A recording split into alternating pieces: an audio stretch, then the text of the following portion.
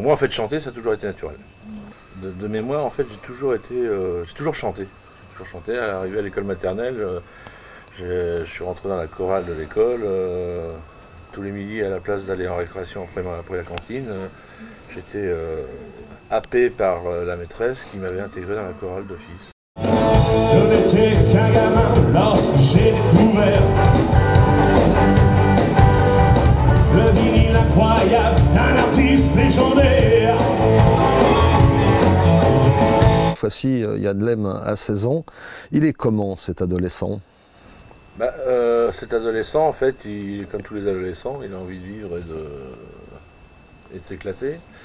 Mais en parallèle, alors encore avant, et moi je retransporte la machine un peu avant, j'ai eu, hormis la chanson que j'ai démarré très jeune, à l'âge de 10 ans, mes parents ont été faire un voyage en Espagne et sont revenus avec une guitare. En fait, ça a été mes premiers rapports avec l'instrument, en fait. Et donc j'ai pris les cours de guitare pendant 1 an et demi, 2 ans, de 10 à 12 en gros, mais sans plus, voilà. Je gratouillais, ça me suffisait. À l'époque, j'ai quand même écrit ma première chanson, qui s'appelait Joe l'Indien, qui était vraiment une chanson enfantine quelque part. Mais ça a été les prémices de mon côté compositeur, auteur-compositeur. Babylone, Babylone, Babylone, tu décroches. Babylone, Babylone, y'a tout qui crame, plus personne.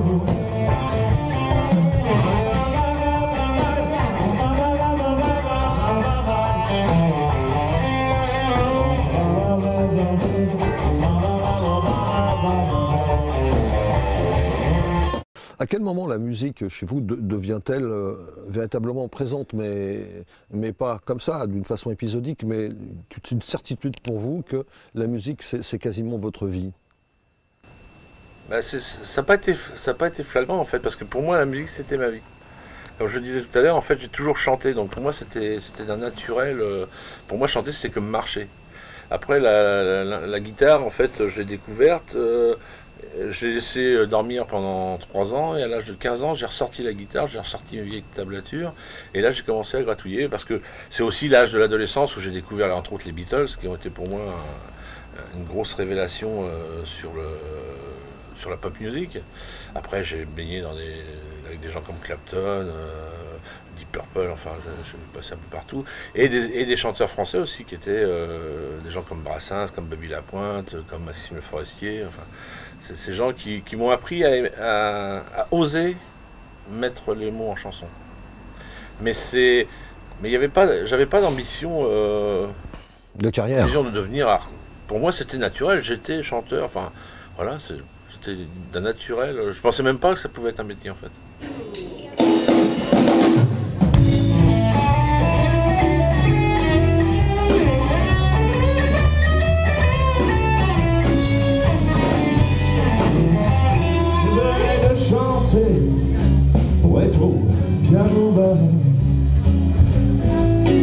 Alors on dit que chez tous les hommes se cache une femme, se cache derrière l'homme une femme. Les femmes dans votre vie, Yann, est-ce qu'elles prennent une place importante dans votre création artistique? C'est une question inquiétante ça, je ne sais pas en fait. J'ai franchement jamais réfléchi. Je pense qu'effectivement il y a des périodes de création où les femmes ont une importance. Ouais. Et puis alors, il y a eu la femme. Alors on va passer rapidement sur cette partie de votre vie privée, mais elle devient quand même la mère de vos enfants. Et pour mieux connaître Yadlem aussi, il ne faut pas oublier qu'il a des enfants.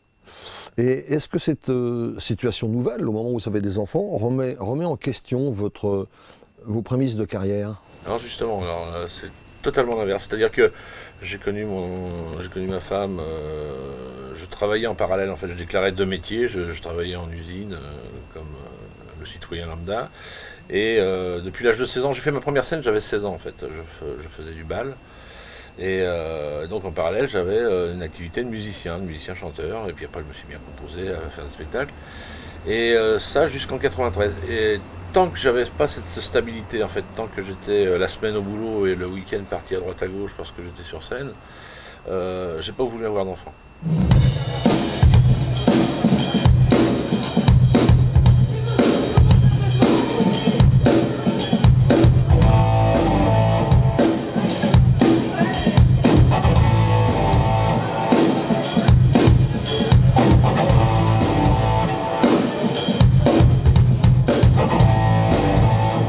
Par contre, le jour où j'ai décidé que je devais faire de la musique mon métier, c'est-à-dire que j'ai une situation beaucoup plus stable, même si ça paraît un peu bizarre à dire, mais c'est vrai qu'intermittent du spectacle, on n'a pas les mêmes périodes de vacances ou les mêmes périodes de repos, mais on peut gérer sa vie. Et donc à ce moment-là, j'ai voulu avoir des enfants.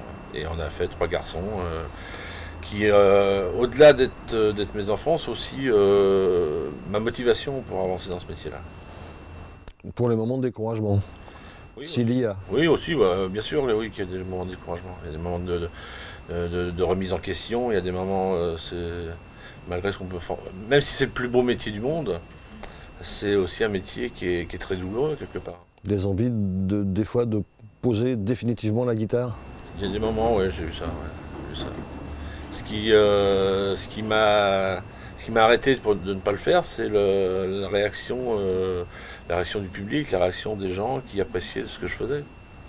Et il y a un truc qui est complètement imparable dans ce métier-là, c'est qu'en fait, moi je dis toujours, en fait, mon métier c'est de vendre du rêve.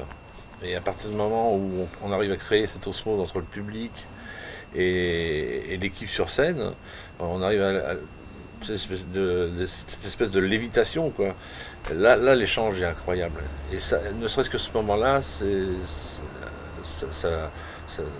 ça nous remet les pieds sur terre et on se dit, mais voilà, je ne peux pas faire autre chose. Mon truc, c'est ça.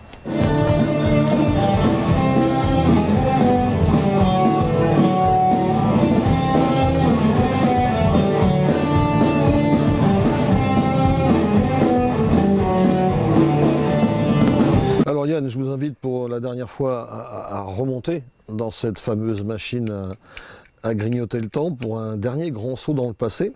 Vous êtes de la génération où le service militaire était obligatoire. Comment le Yann Lem un peu rebelle que l'on connaît vit-il cette période? Bah, je l'ai subi. De toute façon, il fallait que je parte pour 1 an, donc j'ai traîné les pieds jusqu'au dernier moment parce que j'étais sur Citer. Et puis l'armée française m'a invité à passer 1 an en Allemagne. C'était 1 an un peu douloureux, mais en même temps 1 an de création, parce que bon, bien sûr, j'avais amené ma compagne à l'armée, c'était une Ibanaise 6 cordes folk, et donc le soir, je donnais quelques concerts, et entre autres, là-bas, j'ai écrit une chanson qui s'appelle Je veux être libre. C'est symptomatique. Qui est l'objet de mon premier 45 tours d'ailleurs, et qui parlait justement de l'armée et de la bêtise du système militaire. Alors parlez-nous de vos origines bretonnes que vous revendiquez et dont vous portez les couleurs ostensiblement. Alors en fait mes origines, en fait ici on est à Rostrenain, en plein centre Bretagne, dans le Kreisbreizh. C'est-à-dire qu'on se situe vraiment à la limite des montagnes noires, à quelques kilomètres du Finistère, à quelques kilomètres du Morbihan. Et les traces de ma famille, la famille Le Magorec, en fait, remontent à 1760. Peut-être avant, il y en a eu, mais au moins on est sûr qu'en 1760, il y avait des Le Magorec qui étaient ici sur le secteur. Maintenant, comment et pourquoi je revendique d'être breton? Je crois que, étant gamin, en fait, parce que moi je suis né à Paris, mon grand-père fait partie de ces Bretons qui ont subi l'exode après-guerre parce qu'il n'y avait pas de boulot dans le pays. Donc il est monté, comme toute ma famille était ébéniste menuisier, mon grand-père est monté travailler sur le faubourg Saint-Antoine, qui était la Mecque de l'ébénisterie menuiserie sur Paris. Et voilà comment j'ai atterri sur le secteur de Dreux. Et quand on venait en vacances dans la famille, en fait, moi, de tout gamin, de ce que je me rappelle, arrivé dans les paysages de Bretagne, je me sentais chez moi. Je ne sais pas pourquoi. J'avais une grosse nostalgie quand on partait parce que je pleurais à chaudes larmes. Et c'est plus tard, c'est à l'adolescence en fait, grâce entre autres à mon oncle Auguste, qui a été un personnage qui a beaucoup marqué ma vie. C'est à cette époque-là que j'ai compris pourquoi j'étais breton et qui est né quelque part ma certitude. Entre Armand et Alouette, j'ai laissé mon corps mort comme un vieux aimant qui reviendrait au port, comme le lierre sur le mur qui vient en Gérardmer. Elle coule dans mes veines, c'est ma bretonitude, attitude.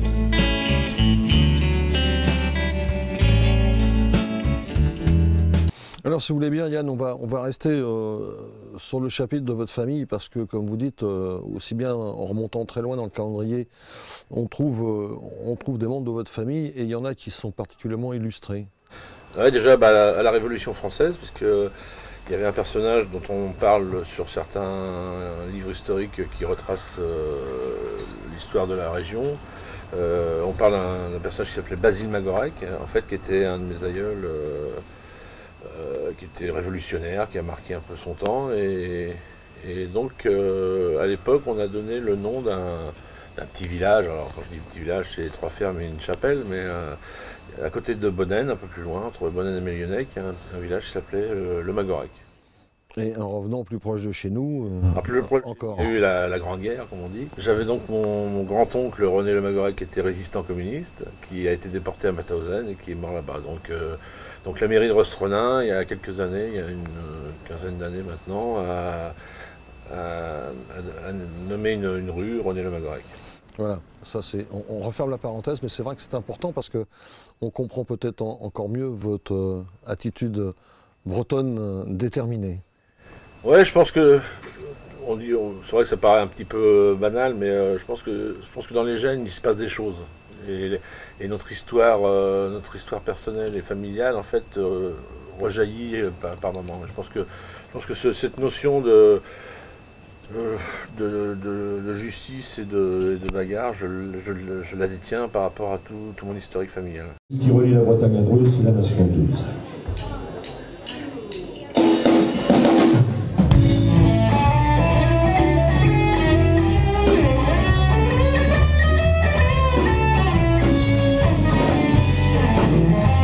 Je venais de chanter rétro piano bas.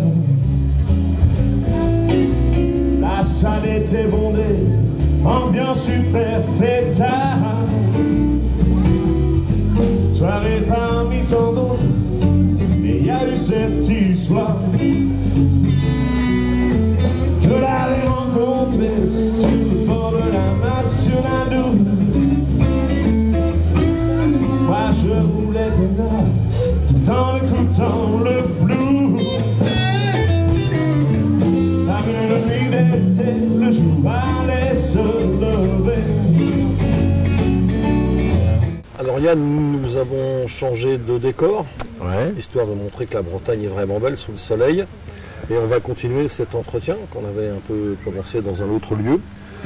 Malgré vos origines bretonnes affirmées, ce n'est pas cette musique régionale qui vous tente. Alors est-ce le fait que pendant une longue période vous n'avez pas résidé justement en Bretagne? Non du tout, je crois que la musique bretonne, il y a des gens qui la font très bien. Moi je suis un fan de Steve, d'Anne Arbraz, tous les Harry Yawank, tous ces gens qui ont participé à l'évolution contemporaine de la musique bretonne. Maintenant, je ne parle pas breton, donc je suis incapable de chanter en breton. Ça viendra peut-être un jour, mais pour l'instant c'est pas le cas. Et je pense que mon truc, moi, c'était plus le blues, le blues rock en fait, et c'est à travers ça que j'avais envie de m'exprimer. Mais pourquoi le choix du blues? Pourquoi le choix du blues? Parce que quand j'étais plus jeune, je faisais du rock and roll, c'est les mêmes accords, ça va beaucoup moins vite, donc en vieillissant, c'est plus facile. Et voici la primeur, toujours bien fringuée. Et ça c'est tous les jours à la carte d'à côté. En face au coin du bar, il y a un vieux clochard, une cigarette au bec, il avale son pinard. Et moi je les regarde, et parfois je me marre. Il y a vraiment un contraste entre elle et ce clochard, c'est sympa. vous écrivez vos musiques et vos textes. Tout à fait, oui. Expliquez-nous. À partir du moment où je jonglais avec une série d'accords, à un moment donné, forcément il y a un thème musical qui arrive là-dessus. Et on a envie de poser des paroles. L'école du bal m'a beaucoup servi, ça permet de se confronter à la scène, ça permet de travailler sur l'endurance et sur la prestation scénique. Et un jour, comme j'avais écrit déjà une chanson ou deux, je me suis dit, tiens, on va les tester en bal. Je me suis aperçu qu'en fait, les gens continuaient à danser derrière les standards de la variété de l'époque, continuaient à danser sur les chansons que j'ai proposées. Donc j'ai eu envie d'aller plus loin et j'ai fait mon premier concert de composition en 82 exactement. La lune était très claire mais mes yeux un peu moins. Sans doute ce mélange de chouchen et de joie. Total Pollution, qui a ce titre, si ma mémoire est bonne, sera intégré plus tard dans un album. Tout à fait. Et c'est une histoire aussi, ce titre. Ça, c'est très simple. Comme j'aime le présenter, c'est une chanson du siècle dernier, puisqu'en fait, elle a été écrite après le 12 décembre 1999, date à laquelle un bateau nommé Erika s'est échoué au large des côtes bretonnes. Et ça m'a mis en colère, hors de moi. Et la façon la plus simple dont j'ai eu pour exprimer ma colère, c'était de sortir ma feuille, ma plume et ma guitare, et d'écrire cette chanson qui s'appelle Total Pollution. Un bateau a sombré, le pétrole a coulé, des oiseaux massacrés, les mers sont souillées. Et c'est d'ailleurs à cette époque, sur Total Pollution, en fait, la première version de Total Pollution, on avait intégré des sons de cornemuse version synthé, hein, puisque à l'époque, je n'avais pas dans mes fréquentations des talabardeurs ou des sonneurs. Et c'était un peu les prémices de l'idée d'intégrer vraiment des vrais instruments celtes. Yann m'a embauché au mois de juin dernier pour la première fois pour la fête de la musique à Rostrona. C'est un univers que je connais très peu, que je connais à vrai dire pas beaucoup, le blues quoi. J'écoute de temps en temps chez moi Eric Clapton et puis voilà, ça s'arrête un peu là. Et je sais pas, il y a quelque chose qui m'attire dans cette musique. Et je pense que la bombarde est faite pour jouer avec plein de styles différents, pas cantonné qu'à la musique de Fest-Noz ou concert celtique. Et donc je me dis voilà, pourquoi pas apporter quelques notes de bombarde dans un univers blues quoi, avec des gammes spécifiques, avec un état d'esprit aussi. Ça fait un moment qu'il joue avec des bombardes, Yann, parce qu'il y avait Morgoué qui était avant moi.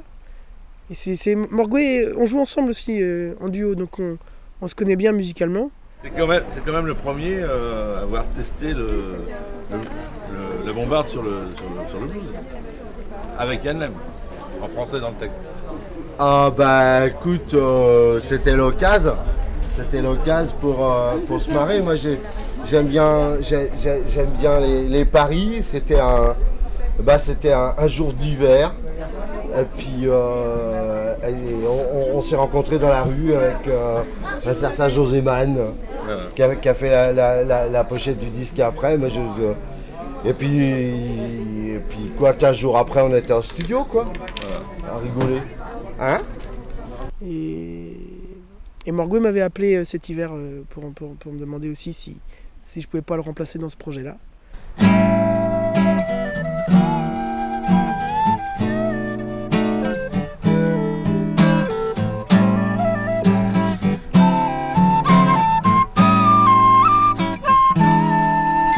Entre moi et Margouette, j'ai laissé mon corps mort comme un vieux gréement qui reviendrait au port, comme le lierre sur le mur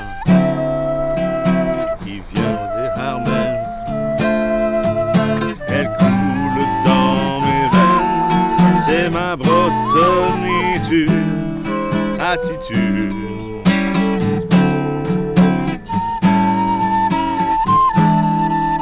De retour dans mon Far West, J'ai laissé ma jument en pleine mer d'Iroise, et tant pis pour le vent du haut du Ménézan. J'aperçois les pierres noires battues par des embruns qui ne laveront jamais ma mémoire.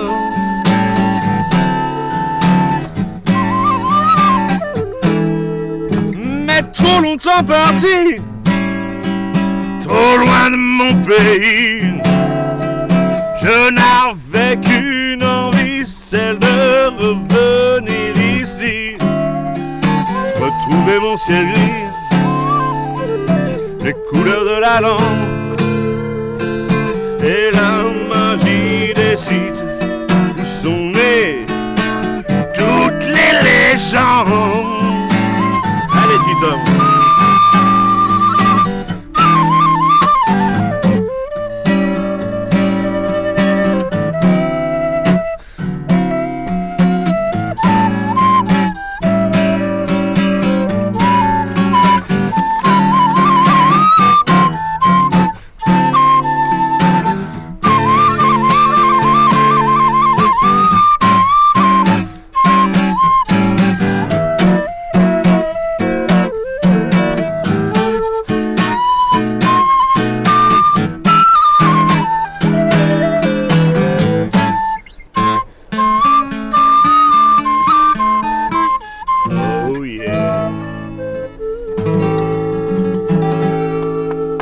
Mon ami Thomas Lotou. On entend le gouvernement qui parle de la France, de la France, de la France. Ben, il faudrait peut-être aider les Français, quoi. Les mecs qui font du français. Le gars qui chante en anglais, il y en a partout, là. Il y a des articles hyper intéressants sur Yann Lem où on me dit de moi que j'écris des choses intéressantes et qui veulent lire et qui sont bien chantées. Et à côté de ça, un mal fou à tourner, ouais, c'est Oui, complètement paradoxal. à chaque fois, les articles sont excellents, j'ai remarqué, mais il n'y a pas de suite derrière. Voilà, mais vous le connaissez depuis combien de temps? Bah, je sais plus, l'autre jour, on s'est posé la question. 2008. Ouais. Et vous avez vu une évolution dans son travail? Ah ouais, ouais. Quand il est arrivé là, déjà, il n'y avait pas Morgoué.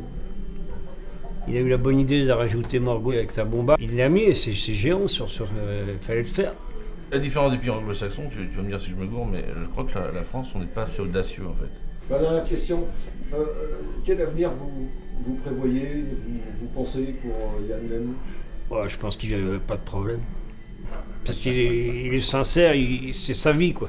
Et sinon, au niveau qualité, mais Yann, c'est la qualité, quoi.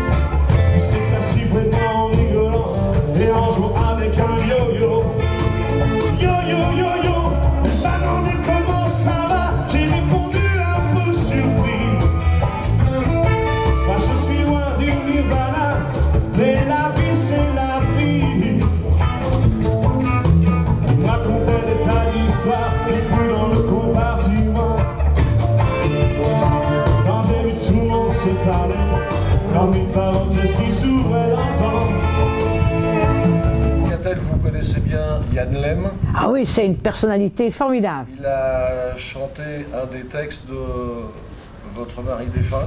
Oui. Et votre mari, à l'époque, Glenmore, était une personne pour le moins contestée. Expliquez-nous. Contestateur, c'est le premier qui a ouvert sa gueule il y a quand même une quarantaine d'années pour dire qu'il fallait être attaché à ses racines dans le sens culturel, noir et blanc, le sang de nos pères. Alors il a donné un bon coup de pied dans la fourmilière quand même jacobine française et il a été mis à cause de cette chanson un petit peu au banc de la société bien pensante, des radios, des télévisions. On l'a pris pour un tribun absolument contestataire. au point d'avoir été censuré à cause de Gaulle à l'époque. Par le général de Gaulle. Voilà. À cause de cette chanson, Les Nassau, c'est une des premières qui a, tout d'un coup, on s'est dit, mais c'est pas possible qu'il attaque à ce point-là. Et l'histoire, et les francs, et la noire, voilà, les choses. Alors ça représente quoi qu'un chanteur jeune par rapport à ces événements, comme Yadlem, reprenne un texte de Glenmore? Mais c'est ça la survie de Glenmore et du texte et de la chanson. Il a eu l'audace de choisir le texte le plus dangereux quelque part, même encore à l'époque actuelle, toujours quelque chose qui le met au banc en dehors des lignes. Et puis Glenmore a toujours dit qu'il serait connu quand il entendrait les autres chanter ses chansons. Quand j'entendrais un de mes airs siffler dans la rue, pour lui c'est ça la renommée. En plus il a une voix de blues, donc le blues devient universel pour Glenmore. C'est plus qu'un breton qui donne un coup de pied dans la fourmilière jacobine et française, c'est quelqu'un qui chante comme Youssou N'Dour pour le Sénégal. Et puis il a une voix à défricher, c'est un bagade à lui tout seul. Alors Catel, pour le moins qu'on puisse dire, c'est que vous avez une vie riche. D'ailleurs, autant votre vie personnelle après Glenmore que pendant. Mais qu'est-ce que vous gardez comme souvenir plus fort de votre vie avec Glenmore? La solitude, mais la solitude un peu d'une personne qui va jusqu'au bout, qui boxe l'infini, qui boxe les idées reçues, le battleur, quoi. C'est un peu l'Astrada tous les jours. Alors au lieu de dire et voici le grand Zampano, c'était et voici un type, un barde, un journaliste oral qui dit ce qu'il pense, qui nous rafraîchit la mémoire dans des trois crapauds, dans des vieilles salles. Il n'y avait personne au fond. Il fallait tout créer, c'était une petite entreprise, c'était quelque chose de... Je recommencerai encore maintenant malgré l'âge. Parce qu'il n'y a pas d'âge pour croire et pour battre tambour, quoi. Un peu comme un Mandela. On est tous de la Rosa Parks d'un train qui est toujours en retard. Et Yadlem, pour ça, c'est formidable, mais il aura certainement parfois quelques emmerdements, des bretonnants, bien pensants, ceci, parce qu'il n'a pas choisi le plus facile. Il a choisi au fond, suivant son cœur, noir et blanc, le sang de nos pères, quoi. Parce que Journée du patrimoine, c'est bien, mais écoutez, Yadlem, c'est mieux. J'en avais un coup dans mon cigare. J'ai bu un verre de trop et mes yeux jouaient du bongo. J'oublie nos ennuis dans un verre, on est tout de passage sur terre. Ma petite amie m'a quitté, elle est partie avec un paumé. Moi j'étais fou de rage, qu'est-ce que tu veux, faut tourner la main. Dans un verre, on est tout de passage sur terre. Mon banquier m'a appelé, il m'a supprimé mon chéquier. Je suis à découvert, tu te rends compte, c'est bientôt l'hiver. Plus d'ennuis dans un verre, on est tout de passage sur terre. J'habite encore chez mes parents, tu sais, ce sont de braves gens. Mon père qui bat, ma mère qui nage, et mes frangins qui font se battre. Nous ennuis dans un verre, on est tout de passage sur terre. C'est bon pour toi? Ouais, je sais pas. Nous, monsieur Yadlem, en personne.